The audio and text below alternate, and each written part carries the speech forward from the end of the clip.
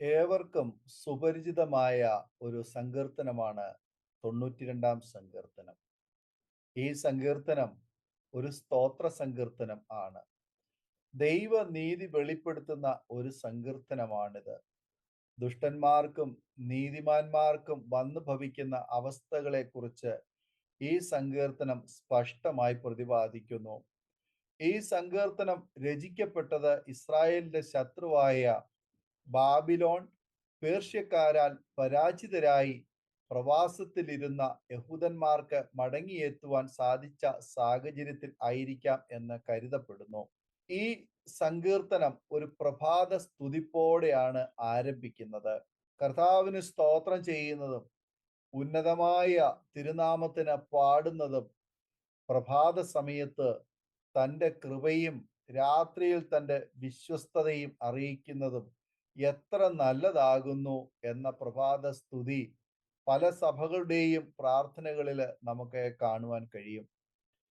പ്രവർത്തി കൊണ്ട് സന്തോഷിപ്പിക്കുന്ന ദൈവത്തിനാണ് സങ്കീർത്തനക്കാരൻ സ്തുതിയും സ്തോത്രവും കരയേറ്റുന്നത്. യഹോവ തങ്ങളെ നടത്തിയ വിധങ്ങൾ സങ്കീർത്തനക്കാരൻ ഇവിടെ ഓർക്കുന്നു. ശബത്ത് നാളിനുള്ള ഒരു ഗീതമായി ഈ സങ്കീർത്തനം രചിക്കപ്പെട്ടിരിക്കുന്നു.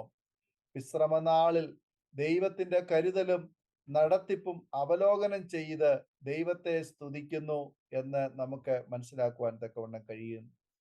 യഹോവേ, നിന്റെ പ്രവർത്തി കൊണ്ട് നീ എന്നെ സന്തോഷിപ്പിക്കുന്നു. ഞാൻ നിന്റെ കൈകളുടെ പ്രവൃത്തികളെ കുറിച്ച് ഘോഷിച്ചുല്ലസിക്കുന്നു. യഹോവേ, നിന്റെ പ്രവൃത്തികൾ എത്ര വലിയതാകുന്നു. നിന്റെ വിചാരങ്ങൾ അത്യന്തം അഗാധമായവ തന്നെ.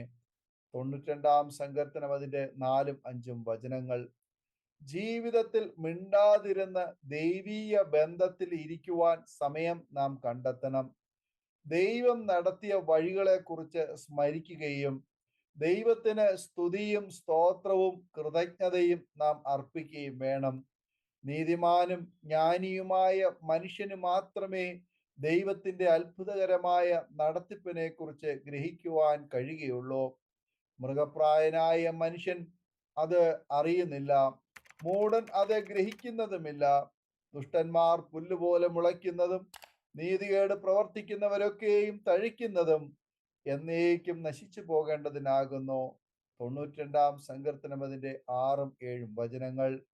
ദൈവത്തിന്റെ പ്രവർത്തികളെ ഗ്രഹിക്കാത്ത മനുഷ്യൻ ദുഷ്ടൻ എന്നാണ് സങ്കീർത്തനക്കാരൻ പറയുന്നത്.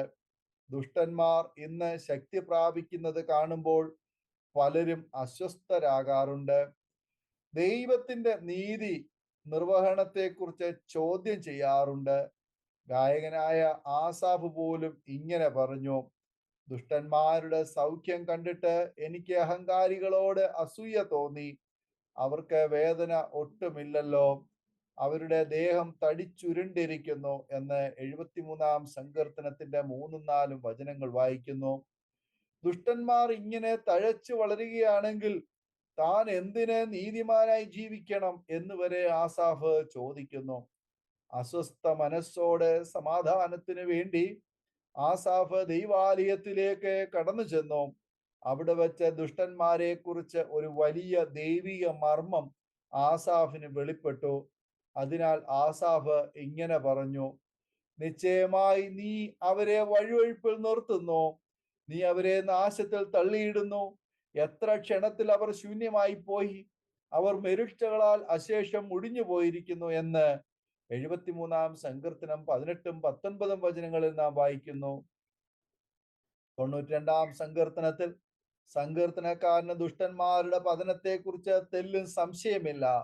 അവർ പുല്ലുപോലെ മുളച്ച് എന്നേക്കും നശിച്ചു പോകുമെന്ന് സങ്കീർത്തനക്കാരൻ ഉറപ്പിച്ചു പറയുന്നു.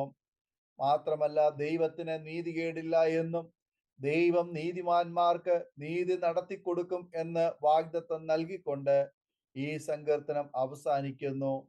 ആ വാഗ്ദത്തം ഇങ്ങനെയാണ്: നീതിമാൻ പന പോലെ തഴിക്കും, ലെബാനോനിലെ ദേവദാരു പോലെ വളരും. യഹോവയുടെ ആലയത്തിൽ നടുതലയായവർ നമ്മുടെ ദൈവത്തിന്റെ പ്രാകാരങ്ങളിൽ തഴിക്കും.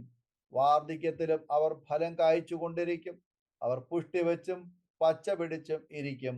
92-ാം സങ്കീർത്തനം 12 മുതൽ 14 വരെയുള്ള വചനങ്ങൾ.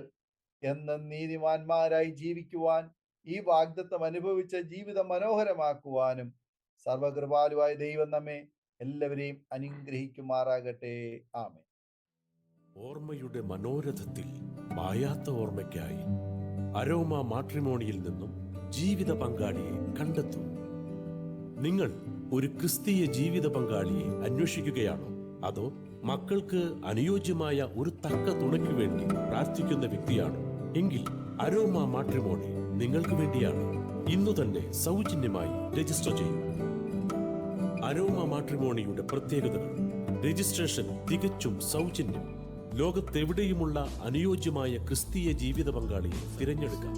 വിവാഹം നടക്കുന്നതുവരെ സർവീസ് ലഭിക്കുന്നു. ഏറ്റവും ചെറിയ പാക്കേജുകളും തിരഞ്ഞെടുക്കാം. അരോമ മാട്രിമോണി നിങ്ങൾക്കായി ഒരുക്കുന്നു വിവാഹം പരമാനന്ദം. Email aroma matrimony2020@gmail.com.